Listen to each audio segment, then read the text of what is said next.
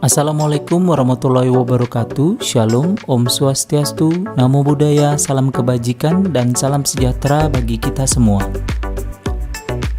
Pada video kali ini, kami akan memperlihatkan implementasi dari pilar-pilar literasi digital. Digital skills adalah kemampuan individu dalam mengetahui, memahami, dan menggunakan perangkat keras dan piranti lunak teknologi informasi dan komunikasi serta sistem operasi digital dalam kehidupan sehari-hari. Pengetahuan dasar dalam digital skills. Yang pertama, pengetahuan dasar menggunakan perangkat keras digital baik handphone maupun PC, dan pengetahuan dasar mengoperasikan piranti lunak yaitu software serta aplikasi.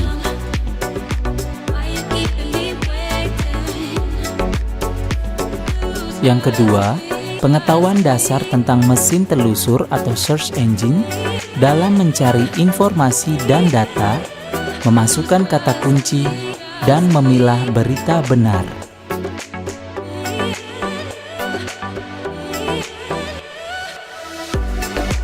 Yang ketiga, pengetahuan dasar tentang beragam aplikasi chat dan media sosial untuk berkomunikasi dan berinteraksi, mengunduh dan mengganti settings.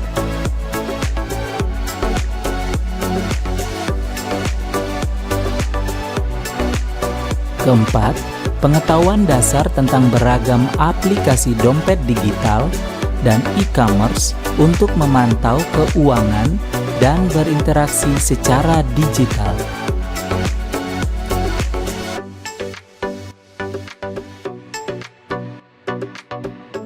Pilar literasi digital selanjutnya ialah digital culture.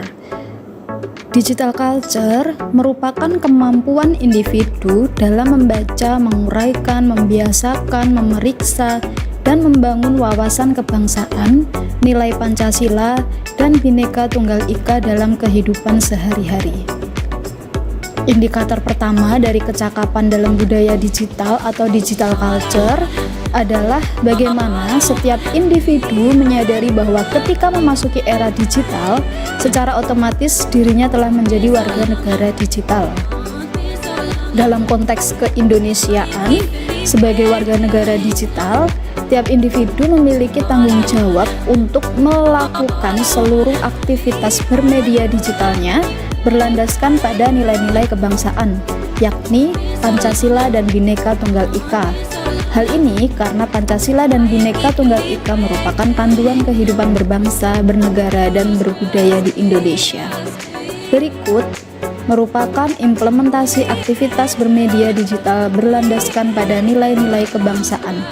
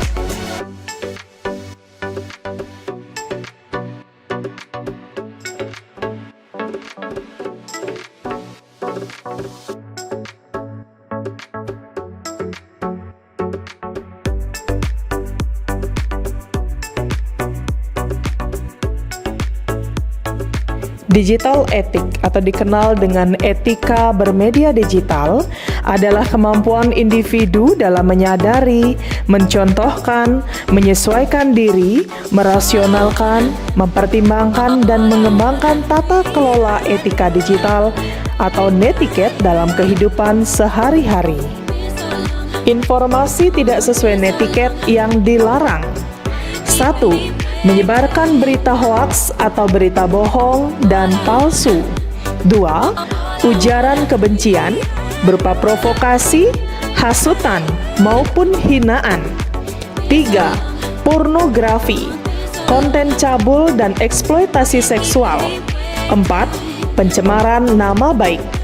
5. Penyebaran konten negatif. 6. Modus penipuan online. 7. Cyberbullying. 8. Perjudian online. 9. Cybercrime, yaitu ancaman keamanan cyber berupa pencurian identitas, pembobolan kartu kredit, pemerasan, dan hacking.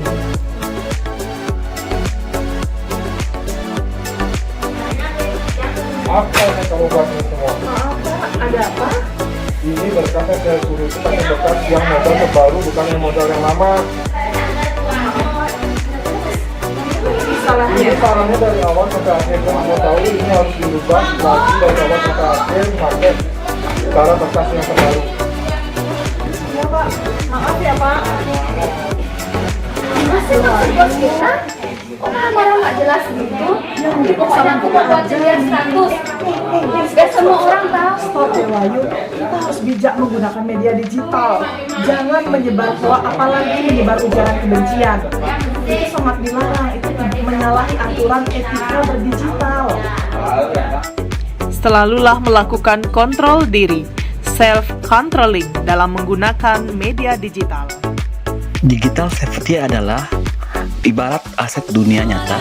Aset digital juga perlu dijaga karena penting dan berharga, seperti halnya menjaga dompet, smartphone, dan kendaraan yang kita perlu kunci. Disinilah pentingnya keselamatan digital atau digital safety dalam berselancar mengakses informasi dan komunikasi di internet. Konsep digital safety merupakan konsep vital yang harus mulai diajarkan dari sejak dini, mulai dari usia sekolah hingga dewasa. Begitu luasnya internet dan banyaknya penggunaan terlibat di dalamnya tentu memberi dampak positif dan negatif. Namun internet dapat memberikan dampak positif yang sangat besar, termasuk keamanan bagi penggunanya jika mampu memegang konsep digital safety. Salah satu contoh adalah orang tua memantau sejak dini konten apa saja yang diakses anaknya. Digital safety adalah kemampuan melindungi diri dan aset digital saat sedang ada di ruang digital. Seolah-olah memang harus memanfaatkan peluang yang ada di internet dan juga menjaga data digital. Adapun alasan digital safety untuk data digital karena hidup lebih dekat dan bergantung berbagai layanan di internet. Kadangkala tidak tahu siapa yang akan ditemui saat berinternet. Kadang memberi data pribadi, semakin sering melakukan transaksi finansial di internet, hidup terakses ke internet melalui berbagai gawai, perangkat lunak dan aplikasi, atau bahkan membawa alat kerja ke rumah dan sebaliknya. Saat digital safety sangat diperlukan, maka sebisa mungkin jangan pernah terlalu mudah memberikan informasi pribadi. Ada baiknya jika membaca lebih dahulu informasi layanan secara lengkap. Karena jejak digital terus akan melekat dan dapat digunakan untuk mengancam. Ancaman hacking, scam, threats, pencurian data, pembobolan terus meningkat, dan tentu harus melindungi aset-aset digital di ruang internet. Digital safety sebagai kemampuan masyarakat untuk mengenali, menerapkan, meningkatkan kesadaran perlindungan data pribadi dan keamanan digital. Masyarakat perlu berhati-hati dan bijak dalam menggunakan media sosial. Setiap akun media sosial dapat diamankan dengan baik karena salah memilih aplikasi dan asal mengklik token dapat membahayakan data diri si pengguna. Tidak ada salahnya sebagai pengguna media sosial harus berhati-hati dan bijak dalam menggunakan media sosial, karena memang semua harus sering melakukan pengamanan dan pada akun supaya data pribadi tidak bocor. Kalau salah klik dan salah pencet aplikasi atau link, maka data pribadi dapat diakses orang yang tidak bertanggung jawab. Meskipun digital safety, yang namanya keamanan sempurna dan permanen dalam digital adalah mitos. Artinya bahwa solusi untuk menjaga digital safety atau keamanan digital ini bukan soal tool, tetapi soal bagaimana memahami ancaman yang kelak akan dihadapi dan cara menghadapinya. Sesungguhnya konsep digital safety dapat diartikan sebagai konsep internet aman dan sehat. Pengguna bisa melindungi diri dengan mengoptimalkan fitur keselamatan digital. Kritis untuk tidak mudah mengikuti undangan atau ajakan melakukan sesuatu, dan tidak mudah menyebarkan informasi, kuis, survei yang belum kita periksa kebenaran atau kredibilitasnya. Sekian video dari kami. Terima kasih atas perhatiannya.